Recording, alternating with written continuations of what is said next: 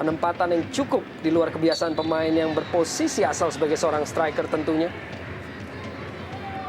Pelanggaran tadi oleh Avan Lubis terhadap Trias Budi.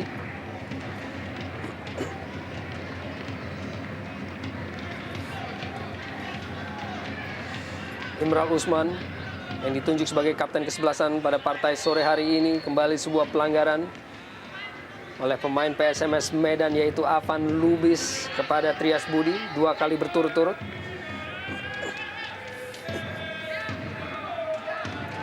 Jelas sekali sebuah tarikan yang dilakukan oleh Avan Budi, back pass. Dan kembali dapat dicuri oleh Rahmat Afandi. Kirimkan sebuah umpan, Mario Costa, sebuah tandukan sedikit saja di atas mistar gawang dari Herman Batak. Setelah mencuri bola tadi, Rahmat Afandi mengirimkan sebuah crossing, disambut oleh tandukan dari Mario Costas. Edi Sibung. Eli Aiboy cukup baik sebuah flick tadi, namun tidak dapat dijangkau oleh Esteban Guillen. Dan pelanggaran oleh Guillen kepada Wilfrido Henes cepat dilakukan. Tendangan bebas tadi, Satria Ferry melebar. Titus Bonai kembali menciptakan sebuah ruang gerak dan kirimkan sebuah crossing dan sundulan langsung dari seorang Josiah Seton dan penyelamatan yang begitu gemilang dari seorang Gali Sudaryono. Ya, inilah sekiranya yang diinginkan oleh pelatih Fahri Husaini, agar umpan-umpan crossing bisa dengan baik dimanfaatkan secara optimal oleh ini depan mereka, dan tepati oleh James Deba dan juga sekarang ada Josiah Seton. Sebuah sundulan yang sangat baik sekali dari Josiah Seton dan sekitar 5 meter dari gawang dikawal oleh Gali Sudaryono namun masih mampu diselamatkan oleh Gali Sudaryono. Kini mencoba PSMS Medan untuk mengembangkan permainan. Edi Sibung tadi melakukan pelanggaran kepada Trias Budi atau Joko Sidik, dan kartu kuning telah diterima oleh Edi Sibung terhadap pelanggaran yang ia lakukan tadi.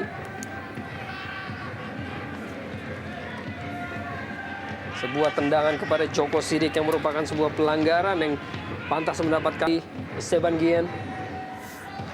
Kembali mobilitas dari seorang Titus Bonai.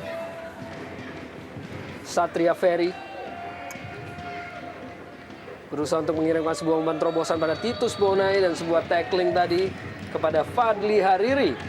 Kontan sebuah kartu kuning atas pelanggarannya terhadap Titus Bonai.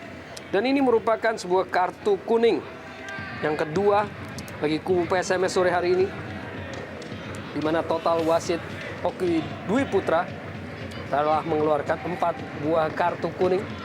ya kita lihat bagaimana dalam tayangan lambat tackling yang mengganjal dengan Rahmat Dhani kerjasama dengan Karel Sanadi dapat dicuri oleh Josiah Seton. Dan kini terlepas, James Deba berusaha untuk melakukan penetrasi dalam kotak penalti. James Deba dan gol! Akhirnya kita melihat sebuah aksi yang cukup spektakuler dari seorang James Deba. 1-1. luar biasa, sebuah gerakan individu, aksi individu soloran yang baik sekali dari James Deba, mampu melewati pemain dan dengan begitu baik sekali mengarahkan bola ke sudut yang sulit dijangkau oleh Gali Sudaryono. Kita lihat bagaimana dia melewati Joko Supriyanto dan juga Edi Sibung yang berusaha untuk menghalau. Dan kita bisa lihat bagaimana ada 4 pemain berusaha mengejarnya dan sama sekali tidak terkejar. Sebuah aksi yang luar biasa. Di usianya sudah 37 tahun, tapi James Deba masih mampu menunjukkan kapasitasnya untuk tetap produktif mencetak gol. Baru saja kita melihat sebuah peragaan teknik yang cukup.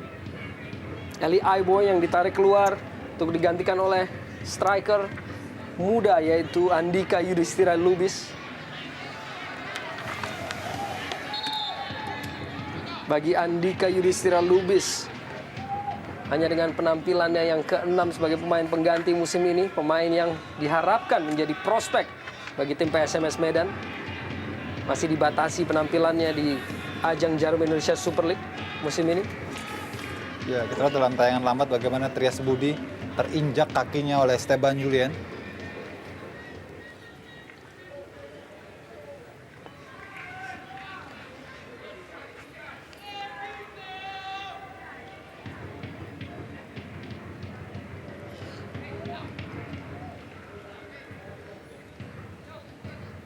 Tampak harus dilakukan sebuah drop ball oleh Dan diberikan penguasaan kepada tim PSMS Medan.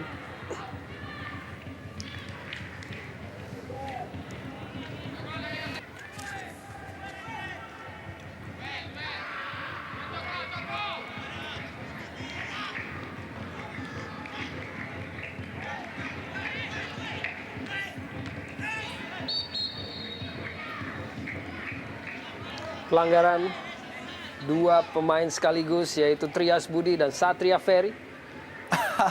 Tampak saling bertabrakan walaupun ada dorongan oleh Andika tadi. Saya kira tidak ada komunikasi antara dua pemain. Bisa jadi ini satu peluang. Kesempatan bagi PKT tadi, Josiah Seton dengan peluang bola 50-50 yang dapat diamankan oleh Gali Sudaryono dengan sangat baik. Agresivitas dari striker PKT Bontang ini harus mendapatkan benturan dari Gali Sudaryono. Ya, yang disayangkan memang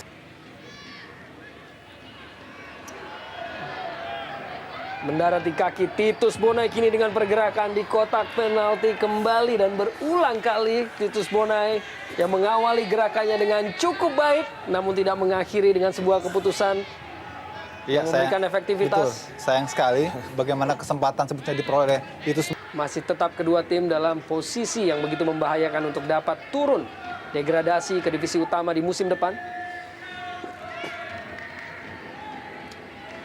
Miftahul Huda kirimkan sebuah crossing, Josiah Seton dalam kotak penalti dan gol!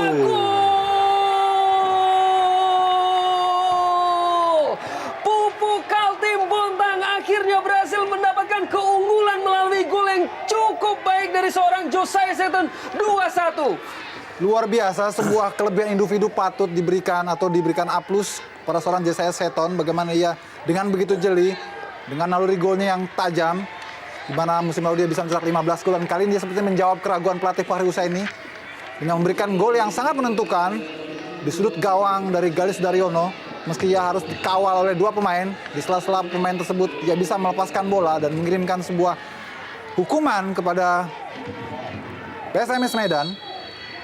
Dari sebuah posisi yang sangat tidak menguntungkan, dijepit oleh dua pemain lawan, dan dari posisi yang membalikkan badan dengan kecepatan tinggi, Josiah Seton mampu mencetak gol yang saya kira untuk sementara mereka akan beranjak ke posisi ke-14. Dan sebuah kesempatan Titus Bonai dan hanya menyentuh tiang gawang untuk kembali bisa memperbesar keunggulan dari PKT Bontang. Pemain yang berulang kali menciptakan peluang. Iya, saya kira spesialis peluang, Bung Arya. Seperti tadi saya sempat katakan bahwa Titus Bonai memang sangat baik sebagai destroyer, sebagai penetrator dan pengacau lini pertahanan lawan. Tapi dia bukanlah finisher, bukanlah predator. Dan ini lagi-lagi dibuktikan para pemain di kubu PSMS Medan. Andika Yudhistira yang di partai terakhir yang ia mainkan di Jarum Indonesia Super League saat melawan Delta Sidoarjo berhasil menyumbangkan 1 dari 3 gol kemenangan PSMS Medan atas Deltras, dan kini dengan 2 peluang yang telah ia miliki masih belum berhasil untuk menembus gawang Herman Batak. Ya, saya kira Herman juga terpacu dengan keunggulan timnya. Konsentrasinya sangat baik, kita lihat mempersempit ruang, dan lob ball yang dilepaskan oleh Andika Yudhistira juga masih terlalu mudah dijangkau oleh Herman Batak. Kembali kesempatan, namun masih ada Wilfrido Kenes. Hanya menyisakan beberapa detik saja sebelum mencapai hasil akhir pada pertandingan ini. Tarik Janabi, kesempatan untuk melakukan counter attack. Kini Tarik Janabi, ada James Deba dan beberapa pemain di sana kepada James Deba. Melebar di dalam kotak penalti dari PSMS Medan. James Deba kirimkan sebuah crossing. Josiah Seton masih kita tunggu dan gol!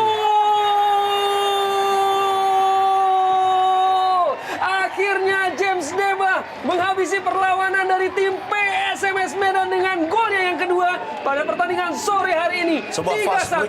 Sebuah fast break yang sangat cepat yang dimulai dari Tarik El Janabi. Kita lihat sebuah serangan segitiga yang dimulai dari Tarik El Janabi, James Deba, dan diakhiri oleh gerakan yang sangat sempurna oleh Josiah Seton. Sebuah pemanfaatan peluang yang sangat luar biasa dari 3 pemain ini.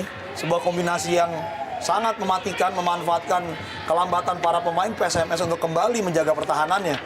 Iya, saya kira hasil yang sangat pantas didapat oleh PKT Bontang. Secara keseluruhan mereka mampu memanfaatkan setiap kelengahan, kesalahan para pemain belakang PSMS Medan. Dan di akhir